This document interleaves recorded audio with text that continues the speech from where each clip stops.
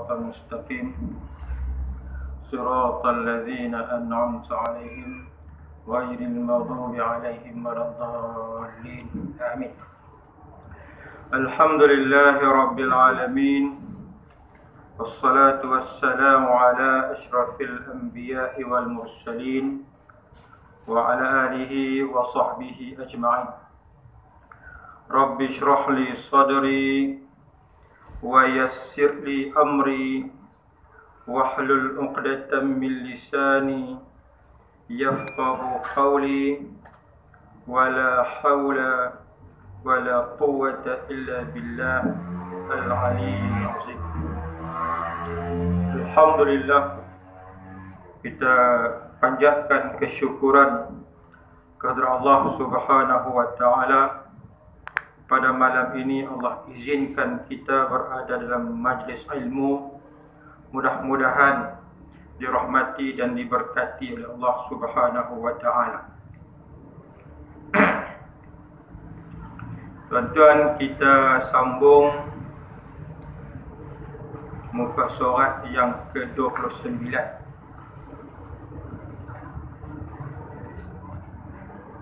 Sampai ke mana juga ni? Wa nufikha fis sur.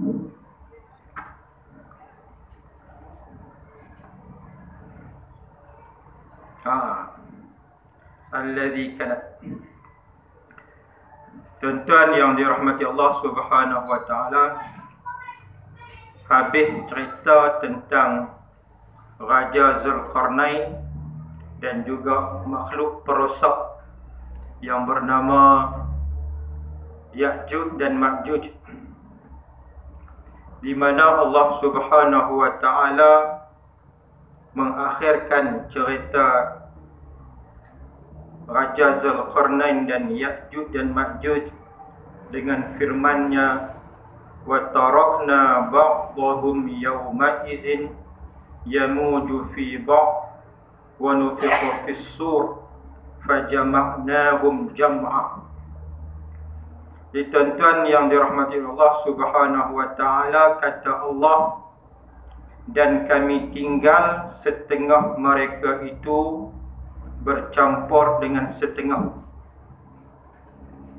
Hari keluar mereka itu, iaitu hari keluarnya Ya'juj dan Ma'juj, merupakan hari yang Allah telah campurkan di antara Ya'juj dan Ma'juj itu dengan manusia yang lain,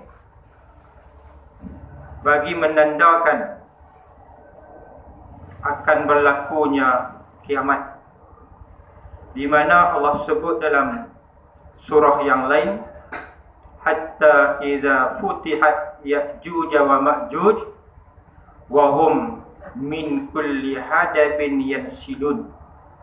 Sehingga apabila dibukakan pintu tembok Ya'juj dan Ma'juj itu, mereka pun keluar seperti mana keluarnya air daripada satu tempat yang tinggi. Dan menunjukkan bahawa mereka keluar begitu ramai, macam air yang turun daripada bukit, dan mereka bercampur dengan manusia yang lain. Ketika itulah mereka melakukan berbagai-bagai fasad, kerosakan di atas muka bumi ini. Kata ulama, itu menjadi penanda bahawa kiamat sudah pun hampir-hampir, yang dijanjikan oleh Allah Subhanahu wa taala. Sebab itulah selepas sahaja rangkap Allah sebut tentang Ya'juj dan Ma'juj keluar daripada tembok yang besar itu, Allah terus sebut tentang wa nufikha fis sur fajama'nahum jam'a. Sampai di situ. Dan tiup pada sangkakala, bangkit kubur. Ini merupakan tiupan sangkakala yang kedua. Sangkakala yang pertama ditiupkan untuk mematikan semua yang masih lagi hidup. Itu tiupan yang pertama. Kita baca dah surah Yasin kan. Macam mana orang kafir cabak Nabi. Ayat dia bunyi macam mana? Lupa lah. Malah makin macam. Mata hazal wa'd in kuntum sadiqin. Hai Muhammad, bilakah janji ni? Janji kiamat ni bila? Jika kamu orang yang benar. Allah kata, ma yanzuruna illa sayhatan wahidah. Mereka tidak menunggu lama kiamat itu akan datang melainkan dengan satu pekikan, satu jeritan, satu tiupan sangkakala yang pertama itu memusnahkan semua makhluk, mematikan semua makhluk yang masih lagi hidup. Sedangkan ketika itu, ketika tiupan sangkakala yang pertama itu ditiupkan, manusia berada dalam keadaan yang masih lagi sibuk dengan dunia.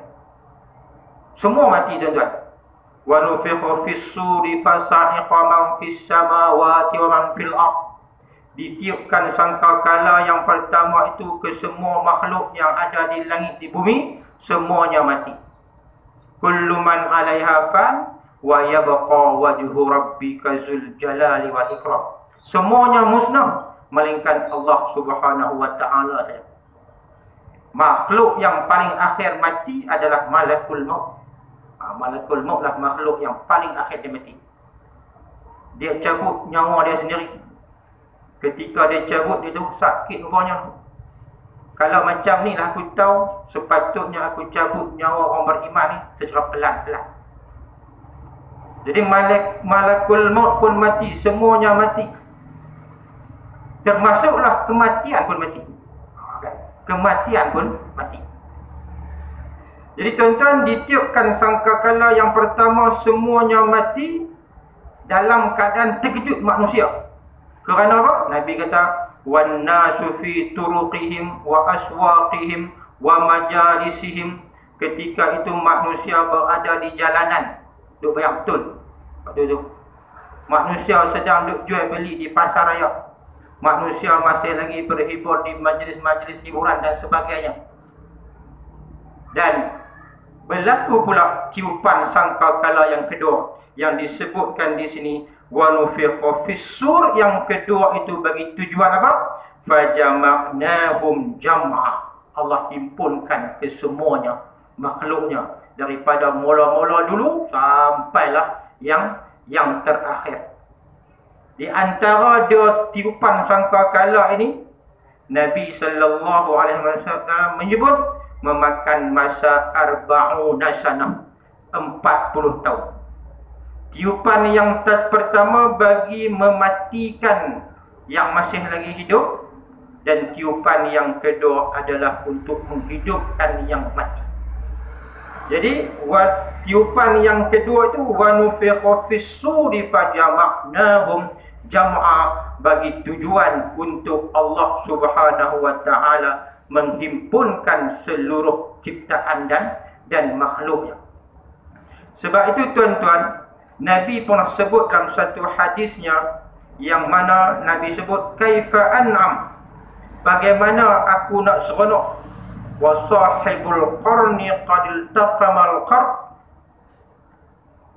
dalam keadaan sekarang ini malaikat yang ditugaskan untuk meniupkan tiupan sangkakala itu sudah pun bersedia berada di mulutnya. Dia sedang tunduk mendengar izin dan perintah daripada Allah. Dengar izin dan perintah saja, itu 1400 tahun yang lalu Nabi dah sebut malaikat Israfil telah pun bersedia untuk meniupkan sangkakala. Para sahabat mendengar keadaan yang macam itu. Para sahabat bertanya kepada Nabi, kalaulah kami ada ketika itu, kaifa naqul, apa yang kami nak kata? Nabi kata, hasbunallah, kamu katalah hasbunallah wa ni'mal wakil wa 'alallahi tawakkalna. Cukuplah Allah sebagai penolong, dan sebaik-baik wakil penolong itu adalah Allah, dan kami bertawakal kepada Allah. Jadi kata musannif, dan tiup pada sangkakala bangkit kubur, Apabila ditiupkan sangkakala, yang dimasukkan sangkakala yang kedua, semua dibangkitkan daripada kubur. Maka kami himpun mereka itu akan sebagai himpunan Ya'juj dan Ma'juj dan lain-lainnya pada satu tempat di mahsyar hari kiamat. Jadi semua dihimpunkan di padang mahsyar. Tuan-tuan, di sini dia main perkataan di mahsyar. Di itu Melayu, mahsyar tu Arab. Apa makna mahsyar? Tempat berhimpun. Kan? Nak tahu tempat bagi kalimah Arab ni, dia bermula dengan huruf mim. Tuan-tuan mudahan. Contohnya hasyara, kumpul. Tempat berkumpul, bubuh mim depan. Jadi apa? Mahsyar. Sajadah, sujud. Tempat sujud, masjid. Kan tuan-tuan tulis masjid. Dia tidak ya, dia panjang. Masjid. Dia masjid. Mim, sin, jim, dal. Sin, jim, dal tu asal perkataannya sujud. Bubuh mim depan, masjid, tempat sujud. Mahkamah, asalnya apa? Hakamah, hukum. Tempat menjatuhkan hukum, ada bubuh mim depan. Mahkamah. Amilah, bekerja, tempat bekerja. Telah dimelayukan perkataannya. Makmal. Kan? Makmal. Daripada amilah, bekerja. Tempat bekerja lagi makmal. Jadi mahsyar ni tuan-tuan, tempat berkumpulnya manusia sebelum ditetapkan sama ada syurga ataupun neraka. Apabila kesemuanya dihimpunkan, innal awwalina wal akhirin, sesungguhnya orang-orang yang pertama-tama, golongan generasi pertama dulu, zaman Nabi Adam, wal akhirin, dan yang terakhir kali, kesemuanya akan dihimpunkan, la majmu'una ila miqati yaumin ma'lum, akan dikumpulkan di satu miqat, satu tempat hari kiamat yang dimaklumkan. Apabila kesemuanya dikumpulkan di mahsyar, kata Allah, tidak ada seorang pun tertinggal. Tak ada tegak. Walaupun disimpan di mana pun, dalam laut ke, atas bukit ke, dalam tanah ke, semuanya hancur macam mana pun, kesemuanya akan dikumpulkan. Tidak tinggal walaupun seorang. Falam nuradir minhum ahada, kami tidak tinggalkan walaupun seorang. Semuanya dihimpunkan di padang mahsyar. Apabila dikumpulkan di padang mahsyar, Allah habaq di sini, wa aradna jahannama yawma idzin lil kafirina arda, dan kami hampir ni maksudnya kami nampakkan, kami tunjukkan kepada, kami hampir akan neraka Jahannam hari itu bagi segala kafir akan sebagai hampir. Maksudnya Allah tunjukkan, sungguh-sungguh tunjuk kepada orang-orang kafir tentang neraka Jahannam. Tak masuk lagi tuan-tuan neraka Jahannam, tapi Allah tunjukkan kepada orang-orang kafir, orang-orang yang tak percaya kepada adanya pembalasan. Hari ini, itu tempat kamu. Bagi tujuan apa? Itulah azab dan siksaan yang bakal kamu terima, supaya mereka menjadi tambah sakit dan duka cita dan tersangat sedih. Kan kita kalau dihabaqkan kepada kita, ni sakit ni kau melarat, akan melarat, asal sedih. Orang kafir, kepada orang kafir, mereka akan ditunjukkan neraka Jahannam di hadapan mereka. Belum lagi dimasukkan, bagi tujuan untuk menambahkan lagi sakit hati mereka. Kerana apa? Sakit, bukan sakit hati, untuk menambahkan lagi penderitaan mereka. Itulah yang mereka akan terima. Setiap kali orang penduduk neraka ni, mereka nak keluar, u'idu fiha, mereka akan dikembalikan dan dikatakan kepada mereka, wadzuqu azabal hariq, kamu terimalah, inilah siksaan yang membakar, yang dulu aku dah abang, kamu tidak mempercayai. Tuan-tuan, Allah, Rasulullah menggambarkan kepada kita beberapa perkara tentang neraka Jahannam ini, di mana api yang kita guna pada hari ini asalnya diambil daripada neraka Jahannam. 1/70. Ambil satu sikit saja, bawa main dunia, dihimpunkan daripada dulu zaman Nabi Adam sampai yang terakhir ni, api itulah kita gunakan. Sebelum kita guna, api itu telah pun disiram menggunakan air laut sebanyak 2 kali air laut. Kalaulah tidak disiramkan, kata Nabi, api yang diambil itu tidak dapat kamu manfaatkan. Kan api yang kita guna, bisa rokok ke, buat bakar lemang ke, api itu asalnya daripada api neraka yang telah pun dicelup sebanyak ataupun dituangkan sebanyak 2 kali air laut. Banyak tuan-tuan hadis-hadis yang menceritakan tentang neraka Jahannam ini. Di antaranya Nabi kata, jika penghuni neraka Jahannam mereka mengeluarkan tapak tangannya ke dunia sehingga dapat dilihat, maka dunia terbakar kerana panasnya. Jika penjaga neraka keluar dan penduduk dunia ini lihat, maka penduduk bumi kesemuanya akan mati. Kita baru tengok tuan-tuan. Ini gambaran-gambaran yang menunjukkan neraka Jahannam ini terlalu panas. Kalaulah kan Nabi kata ada 100 orang dalam masjid ini, merujuk dalam masjid Madinah. Kalaulah ada 100 orang dalam masjid ini, salah seorangnya adalah penduduk neraka, dia bersin, semua mati. Itu baru bersin tu kan. Ini gambaran-gambaran yang ditunjukkan oleh Rasulullah sallallahu alaihi wasallam tentang neraka ni. Jadi orang kafir, orang yang ingkar kepada Allah, mereka sebelum dimasukkan ke dalam neraka, mereka dipaparkan tentang siksaan neraka Jahannam. Jadi tuan-tuan, siapakah orang yang ingkar ini? Orang yang ingkar ini adalah alladzina kanat a'yunuhum fi ghita'in an zikri wa kanu la yastati'una sam'a. Ini adalah golongan yang ingkar, golongan yang dipaparkan neraka Jahannam kepada mereka. Siapa maksudnya? Mereka itu segala kafir yang dusta. Segala semua orang kafir yang mendustai Nabi Muhammad, yang tak percaya apa yang dibawa oleh Nabi Muhammad, mereka itu pada tutup buta.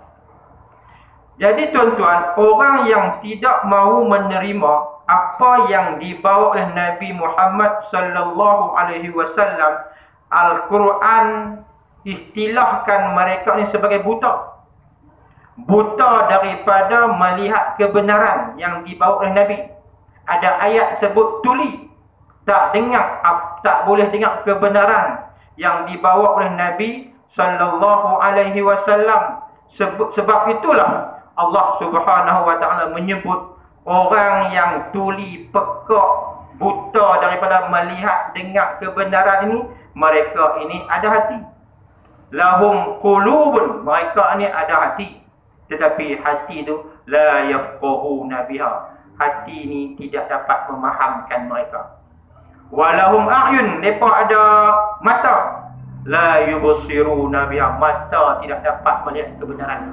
Walahum azan, mereka ada telinga, la yasma'una biha, telinga mereka pun tidak boleh mendengar kebenaran. Macam mana keadaan pun orang yang telah tutupkan hati mereka ni, mereka ni memang tidak akan faham, tidak akan dengar, tidak akan melihat kebenaran yang dibawa oleh Nabi sallallahu alaihi wasallam. Ulaika kal an'am, orang yang tak boleh dengar kebenaran, tak boleh terima kebenaran ni, Al-Quran kata mereka itu seumpama binatang-binatang ternakan. balhum adal, bahkan mereka lebih sesat, lebih teruk daripada binatang ternakan. Kerana apa? Nak membezakan antara manusia dengan haiwan adalah akal. Apabila akal tidak digunakan untuk kenal Allah, maka dia lebih teruk daripada binatang. Mereka itu segala kafir yang dusta. Hati mereka itu pada tutup buta daripada makrifah kenal aku, kata Allah. Hati mereka telah pun menjadi buta hati daripada mengenal Allah dan juga Al-Quran. Jadi tuan-tuan, dua perkara yang disebut di sini, apabila hati telah ditutup rapat, macam mana sekalipun mereka tidak akan kenal Allah dan mereka tidak akan mendengar dan mempercayai Al-Quranul Karim. Sebab itu kisah orang buta, nama dia apa? Abdullah bin Ummil Maktum. Walaupun dia buta, tetapi hatinya celak. Hatinya celak lebih daripada orang yang celak. Sebab dia masuk Islam sebelum orang celak. Ini Abdullah bin Ummil Maktum. Dia cintakan kepada Al-Quran ni tuan-tuan. Dia pergi minta izin ketika Rasulullah sedang menerima pembesar-pembesar Quraisy. Ya Rasulullah, alimni ma 'allamakallahu ilaik. Ya Rasulullah, ajarkanlah aku apa yang Allah ajarkan engkau, iaitu Al-Quran. Nabi berpaling muka masam, tak pernah setuju. Sebab waktu itu dia sedang melayan pembesar-pembesar Quraisy. Allah tegur Nabi. Habasa wa tawalla an ja'ahul a'ma, sampai ayat apa? Wa ma yudrika la'allahu yazakka aw yazakkaru fatanfa'u zikra amma man istaghna fa anta lahu tasadda wa ma 'alaika alla yazakka aw yazakkaru fatanfa'u zikra. Kita jumpa ni kan. Tak pernah ni tapi kat mana? Saya nak abang di sini, siapa yang nak, pasti Allah akan bagi tentang Al-Quran. Faman sya'a zakara. Barang siapa yang inginkan Al-Quran, nak belajar Al-Quran, nak faham Al-Quran, nak amal Al-Quran, zakara. Pasti Allah akan ingatkan dia tentang Al-Quran. Sebab itu Abdullah bin Ummil Maktum, dia berani mencabar para sahabat. Dia minta izin pergi perang. Sampai zaman Sayyidina Umar barulah dia diizinkan pergi perang. Apabila dia diizinkan oleh Sayyidina Umar pergi perang Qadisiyah, para sahabat ni marah dia. Hang buta, macam mana pergi perang? Apa kata Abdullah? Hampa ni siapa? Rasulullah pernah tolak permintaan aku. Allah tegur dia. Hampa siapa? Abdullah bin Ummil Maktum. Hampa siapa? Rasulullah pun ditegur oleh Allah, dia menolak permintaan aku. Aku minta satu orang perang ni, hampa letak aku di tengah-tengah, di antara dua tentera. Kafir dengan Islam, letak aku tengah-tengah dan bagi aku bendera. Panji Islam aku pegang. Aku tak lari dah sebab aku buta. Hampa pegang mana tentu ni. Lah bagi aku. Ni hati orang yang celak. Tuan-tuan biasa sembang dengan orang buta.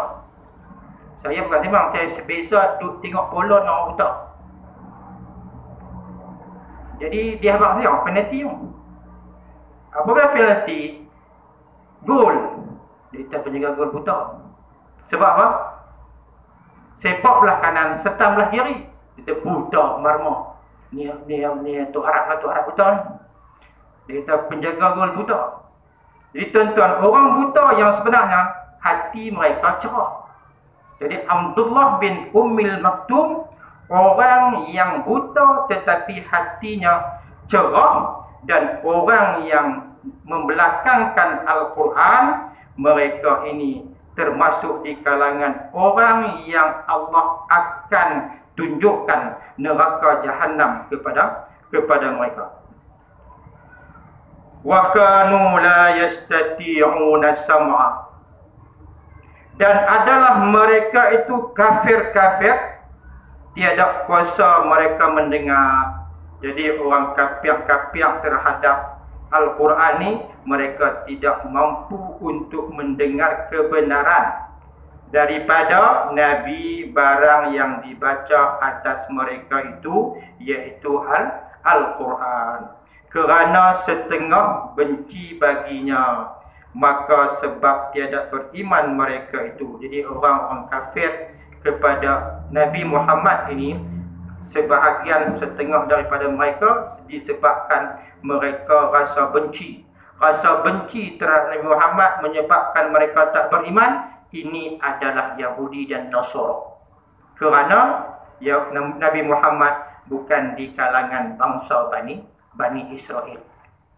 Dan inilah yang menjadi sebab mereka tidak beriman kepada Nabi sallallahu alaihi wasallam, dan orang-orang yang tidak beriman dan tidak mampu mereka untuk mendengar apa yang disampaikan oleh Nabi, apa yang disampaikan oleh Al-Quran, yang sebenarnya mereka itu telah pun dikuasai oleh syaitan. Allah sebut, وَمَنْ يَغْشُ عَنْ ذِكْرِ الرَّحْمَنِ, barang siapa yang ambil indah tak indah terhadap peringatan Allah yang bersifat kasih sayang. Barang siapa yang menolak peringatan Allah yang kasih sayang ini, iaitu Al-Quran, nuqayyidu lahu syaitanan, kami adakan baginya syaitan. Dan syaitan itu fahuwa lahu qarin, syaitan bagi orang yang macam ini, syaitan itu merupakan qarin, kawan rapat, kawan yang mendampingkan kita adalah syaitan. Kita ada orang yang makhluk yang mendampingkan. Cumanya orang yang betul-betul tolak ini memang orang yang betul-betul tolak Al-Quran, memang Allah sediakan, takdirkan, izinkan syaitan dapat menguasainya. Afa hasibal ladzina kafaru ay yattakhizu ibadi min duni awliya, maka adakah sangka oleh segala orang kafir itu bahawa ambil mereka itu akan segala hamba-hambaku daripada lain aku itu perbuat Tuhan sembah itu. Jadi orang kafir menyangka bahawa mereka jadikan selain daripada Allah sebagai awliya, sebagai pembantu, sebagai tuan. Tiada jadi kemurkaan aku dan tiada aku seksa itu. Jadi orang kafir jangan menyangka bahawa mereka sembah selain daripada Allah, Allah tidak murka mereka, Allah tidak seksa mereka. Jangan sangka.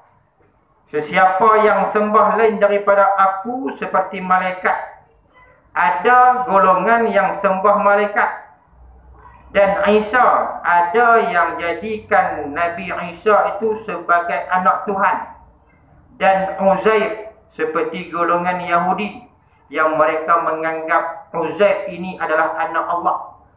Kalau Nasara, mereka menganggap, mereka berpegang adalah Isa itu anak Allah. Trinity, adanya Tuhan Allah, adanya anak Tuhan, adanya Ruhul Kudus. Itu satu mazhab. Mazhab yang kedua, Ruhul Kudus itu diganti dengan Maryam sebagai isteri Tuhan. Jadi jangan menganggap orang yang sembah selain daripada aku, kata Allah, seperti dia sembah malaikat dan juga Isa dan juga Uzair itu wajib murkaku dan siksaku. Jadi orang yang sembah selain daripada Allah, pasti mereka akan merasai murka Allah dan juga siksa Allah subhanahu wa ta'ala. Apa dia siksa Allah? Allah habaq, inna a'tadna jahannama lil kafirina nuzula. Itu adalah siksa Allah. Sesungguhnya kami, kerana bahawa kami telah sedia neraka Jahannam bagi segala kafir-kafir itu tempat duduk. Jadi tuan-tuan, Allah sediakan neraka Jahannam bagi orang-orang yang kafir terhadap Allah Subhanahu wa taala, di antaranya iaitu orang-orang yang menyembah selain daripada Allah, orang-orang yang tidak mahu kepada peringatan Al-Quran, orang-orang yang tidak beriman kepada Nabi sallallahu alaihi wasallam. Kemudian tuan-tuan, Allah sebut dua golongan. Golongan yang amalannya ditolak dan golongan yang amalannya diterima oleh Allah Subhanahu wa taala. Qul hal nunabbi'ukum bil akhsarina a'mala. Kata olehmu ya Muhammad, adakah kami hendak khabar akan kamu dengan segala orang yang dapat kerugian segala amalan itu? Jadi tuan-tuan, amalan yang rugi, amalan yang ditolak oleh Allah Subhanahu wa ta'ala, adakah kamu nak aku habarkan kata Allah kepada kamu tentang amalan-amalan yang ditolak, amalan-amalan yang tidak diterima? Kan kita dengar, kita duk amal surah Al-Mulk ayat yang kedua, bunyi macam mana? Allazi khalaqal mauta wal hayata liyabluwakum ayyukum ahsanu amala. Allah ciptakan kematian dan kehidupan untuk menguji kamu, siapakah di antara kamu yang ahsanu amala, yang amalannya baik. Dia tak sebut siapakah di antara kamu yang aksaru amala, yang amalannya banyak. Disebut ahsanu amala, amalan yang amalan yang baik. Di sini Allah nak abang pula kepada kita amalan-amalan yang ditolak. Ada manusia yang dia buat banyak amalannya, pi akhirat tengok tak ada. Kenapa? Amalan adalah masuk golongan al-akhsarina amala, golongan yang amalan-amalan yang dilakukan itu adalah merugikan. Allazi dhalla sa'yuhum fil hayatid dunya. Ni golongan yang amalan-amalan yang rugi ini adalah allazina dhalla sa'yuhum fil hayatid dunya, iaitu segala mereka yang batal amalan mereka itu pada hidup dunia dengan sebab tiada beriman dengan Allah dan Rasulnya, tiada manfaat amalan mereka itu di akhirat. Ini merujuk kepada orang kafir. Orang kafir, orang yang tak beriman kepada Allah dan Rasul, banyak mana kebajikan yang dilakukan di atas muka bumi ini, kebajikan tersebut sedikit pun tidak memberi manfaat kepadanya di akhirat. Kerana apa? Kerana dia tidak percaya penciptanya. Kerana dia tidak percaya penciptanya lah yang menyediakan rezeki, pendapatan bagi dia. Kerana dia tak percaya akan adanya akhirat, akan adanya kehidupan sesudah kematian, akan adanya syurga dan juga neraka. Banyak mana amalan kebajikan yang digunakan, kesemuanya ditolak oleh Allah Subhanahu wa ta'ala. Sebab itu disebut, Allah sebut wa hum yahsabuna annahum yuhsabuna sun'ah. Dan mereka itu sangka, orang-orang kafir itu sangka bahawa mereka itu elok amalan yang mustahak balasan syurga. Mereka itu beranggapan bahawa amalan-amalan yang mereka lakukan itu berhak untuk mendapat syurga, yang sebenarnya tajuk utama ataupun sebab utama yang menyebabkan seseorang itu mendapat balasan syurga adalah dia mengungkapkan kalimah La ilaha illallah Muhammadur Rasulullah. Kalau dia banyak mana dosa pun, tetapi dia ada sedikit detikkan kalimah ini, kalimah itu akan menyelamatkan dirinya daripada dimasukkan ke dalam neraka. Jadi amalan-amalan yang kita lakukan itu, pastikan amalan itu ahsanu amala, sebaik-baik amalan. Sekarang ni adalah bulan Rajab. Habis dah. Habis dah. Habis ni tak sayang. Bulan sembahyang, bulan Rajab kan. Kalau sembahyang tuan-tuan, kita disarankan supaya belajar sembahyang bukan sekadar untuk tahu sembahyang. Bukan sekadar boleh rokok, boleh sujud, boleh iktidal dan sebagainya. Belajarlah sembahyang macam mana sembahyang itu diterima oleh Allah Subhanahu wa ta'ala.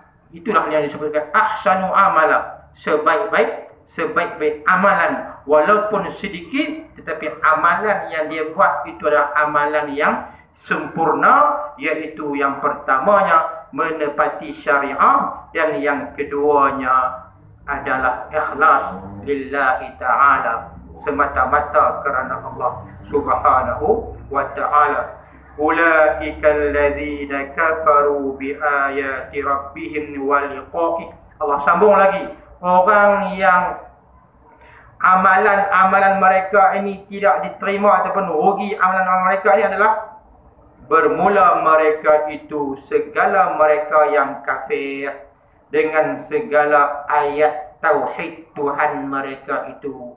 Mereka tidak beriman kepada Allah. Dia sebutnya khusus ayati rabbihim, ayat-ayat Tuhan mereka, tanda-tanda adanya Allah Subhanahu wa ta'ala. Mereka tak dapat melihat adanya alam, tanda adanya Allah. Yang tu boleh baca Taurat. Adanya sesuatu mesti ada penciptanya. Daripada Quran dan lainnya. Dan yang kafir dengan pertemuan hari kiamat, yang tidak percaya akan adanya hari kebangkitan, dan isi-isi hari kebangkitan tersebut adanya mahsyar, adanya mizan, adanya sirat, adanya siksaan neraka, adanya nikmat syurga. Dengan bangkit kubur, ni bangkit daripada kubur pun tak percaya, hisab tak percaya, dan balasan pahala dan siksa. Fahabitat a'maluhum, maka batal segala amalan mereka itu sebab kafir mereka itu. Jadi amalan-amalan orang kafir dan orang murtad, kesemuanya habitat, batal segala amalan mereka itu sebab mereka kafir. Fala nuqimu lahum yawmal qiyamati wazna, maka tiada kami diri bagi mereka itu hari kiamat itu timbang, yakni orang yang mati kafir tiada hisab dan tiada timbang, kerana tiada amalan bagi mereka itu, hanya terus ke neraka. Jadi orang yang kafir mati dalam keadaan dia tidak beriman kepada Allah, mereka ni tak perlu timbang. Timbang apa? Sebab apa? Mereka ni tidak ada amalan yang diterima oleh Allah Subhanahu wa ta'ala, tak perlu timbang, terus mereka dihumban ke dalam neraka. Zalika jazaohum jahannam, bermula demikian itu balasan mereka itu neraka jahannam.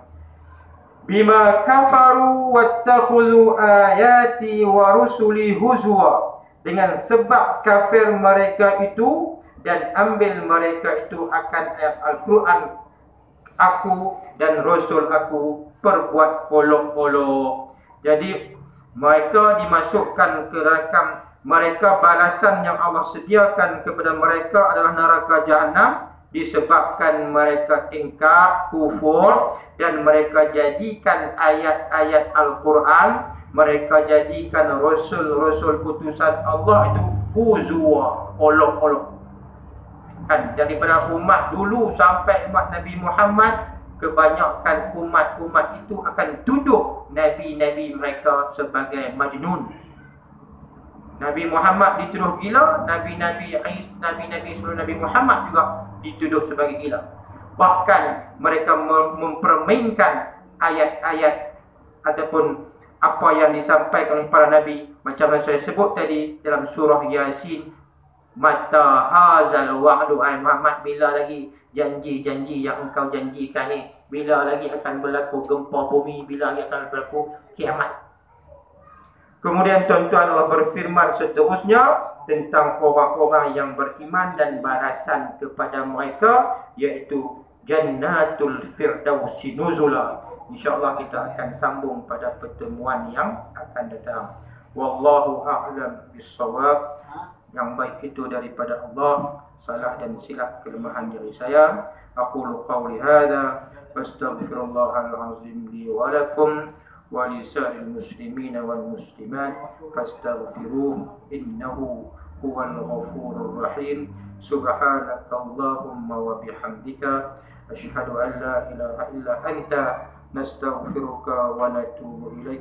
Bismillahirrahmanirrahim. Wal 'ashr innal insana lafi khusr illa alladhina amanu wa 'amilus salihati wa tawasaw bil haqqi wa tawasaw bis sabr. Wa inna na'udzubika min 'ilmin la yanfa' wa qalbin la yakhsha' wa nafsin la tashba' wa du'a'in la yustajabu laha walhamdulillahi rabbil alamin. Wassalamu alaikum warahmatullahi wabarakatuh.